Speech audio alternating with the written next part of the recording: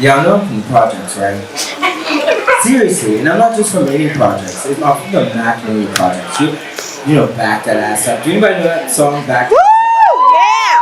When that video was being filmed, I told my mom, I was like, I want to go in the park across the street and be in the back. She's like, no child of mine is going to be in that Back that ass up video. And I'm still pissed because it's so iconic. But here's the first two movements you learn in the McNamee projects. You know, you'll learn pow, pow, pow, get down. It's a real thing. And let me tell you something. Back in the day, they'll shoot so much in the vid. You could run into anybody's house. It was like a normalized thing. And everybody, once the gunfire stops, you go, oh, come on. Oh, I don't know you, I don't know you, I don't know you. Alright, well, I'm going to find my sister. Being from McNamee Projects is like, you know, I've traveled the world in Paris, Germany, France, Bulgaria, Luxembourg, Poland, you know, and I still say paper or plastic. You know, think about being an artist. You're always going to have a job that you have to do with the other job. Woo! It's true. How many of you are from New Orleans? Wait, that's a few people. Okay, well, fuck. I thought there were more New Orleans people. But look, growing up in New Orleans, we're very diverse. But, you know, when you travel other places, sometimes you might be someone's first black friend. Has anyone here been somebody's first black friend? 1, 2, 3. You're white. Why would you say that? But you got a little soul in you. I get it. You're a little black. But there's like 3 things someone will always do when you're their first black friend. Here's the first one. Take you somewhere fucking dangerous. I will never forget. She was like, we're gonna go whitewater rafting. And I was like, oh, whitewater rafting.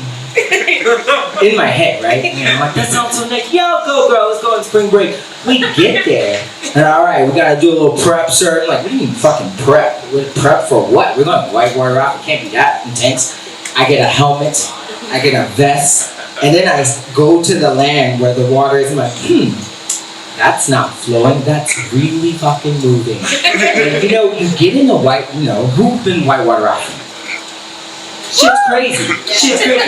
You know, I get in there and the boat just starts moving and it's fine. It's a little Six Flags, a little movement. But then all of a sudden my life is in danger. And you know, I think it's because they're excited to show me something new. So that's the thing. The second thing. Be so excited to tell me how progressive they are. That Kamala, right? Cameron Kamala. You know, are you voting for it? No, I'm voting for Trump. You know, I'm not. Just to say. But it is exciting to be someone's first black friend because it's very innocent. I don't actually judge it. I think it's very harmless. But you know what else they're going to be excited to do? Tell their friends. Look, you guys. This is Reggie. This is my friend. This guy. You know, and it's very sincere because they're just excited. Now, here's the thing. Growing up in New Orleans, we're very diverse, right? This is the one place in the world where black people and white people actually mingle together. And it's amazing. But here's what they don't tell you.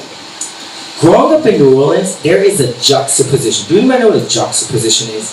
It's like when something is very opposite of something. So I would literally... Fuck, I'm forgetting what the joke was. I'm gonna move on. So, the first time I was pulled over by a police officer. Who here has been pulled over by a police officer? Who here black has been pulled over by a police officer? Alright, that shit's scary.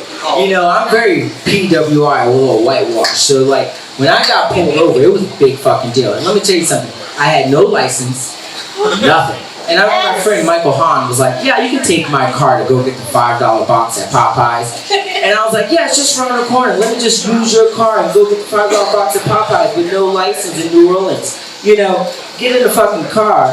Next thing you know, I'm like, all right, cool. I'm just going around the corner, going around the corner. Boom! 2 police officers pull over, flash them. I'm like, they can't be talking to me. Like, I'm literally just going around the corner. And I'm like, fuck, they're talking to me. I pull over. And, you know, out walks this fine-ass white police officer like, license and registration. I'm like, oh god, and then this one woman goes, he doesn't even have it in park. I'm like, where the fuck is that? You know what I mean? And here's the thing, it was a Prius. If you know a Prius, there's a button called P for park. I fucking had no idea. So once I found the fucking button, license, registration, the guy goes, all right, look. And I told him right away, I was like, this is not my car, I have no license. And he was like, okay, cool. You're being very honest. So here's what we're gonna do. We're gonna escort you to the Popeyes.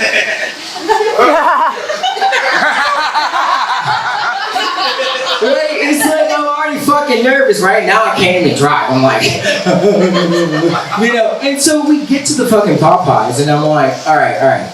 I need the $5 box. Hurry. She goes, sir, do you realize there's 2 police? I'm like, yeah, it's cool.